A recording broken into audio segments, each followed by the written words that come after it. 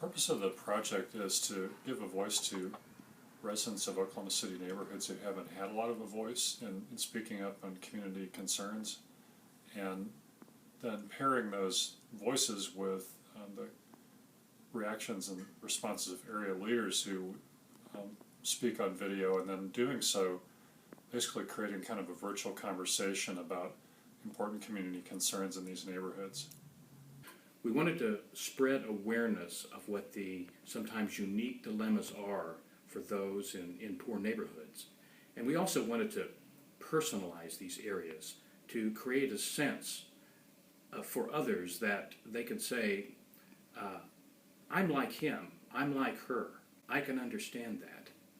I took a class and we were charged with the responsibility of going out, talking to residents and getting concerns on video. We used all mobile video, iPad minis to go into low-income neighborhoods in Oklahoma City and just talk to residents about any concerns that they had, anything that they felt like they weren't getting a fair opportunity, just because of where they lived. If they could say something to a public official, what would they want them to know? What would they want them to know about their living conditions? Journalism is moving online so rapidly, especially with breaking news. I saw this as an opportunity to get students involved in mobile reporting.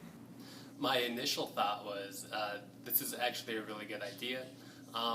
It's really kind of needed for the future of journalism. I've been in breaking news for a long time, both in New York and then in Sioux City, Iowa. And so I've kind of been on the ground level. I've seen small community papers kind of push out multimedia reporting.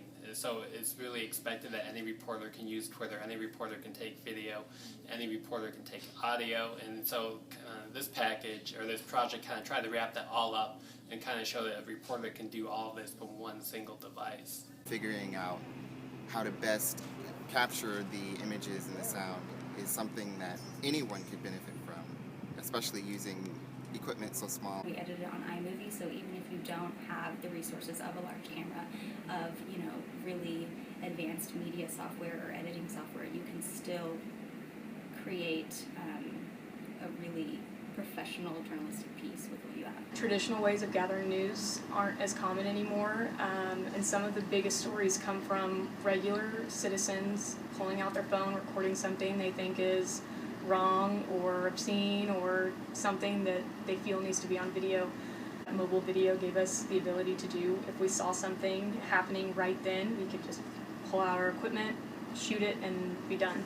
It's not really an area that you visit a lot, and it's not an area that you see, so it's not the type of people you come in contact with daily. So it was a really good kind of educational experience just to learn about the different cultures that are in Oklahoma City and the way that different people are living. You can kind of see people get more comfortable, learning how to approach people, learning how to talk to them, and learning how to kind of get the people they're talking to feeling comfortable and opening up.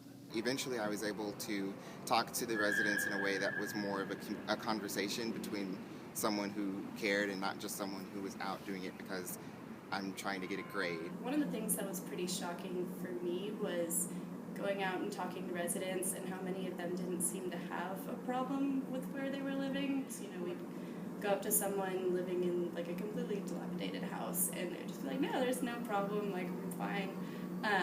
And then comparing that with other people who had lived in different places and could actually recognize these issues. Poverty and race in Oklahoma is just like poverty and race if you're in Sioux City, Iowa, or if you're in upstate New York, or I'm assuming too if you're in California. I mean, it's not really a huge difference, which is why something like this is good for students, because no matter where they go, they're going to be taking something away with this. I think it's set in motion now, the belief that we need to be doing this on a regular basis, that this cannot be just a one-off, that we have to do,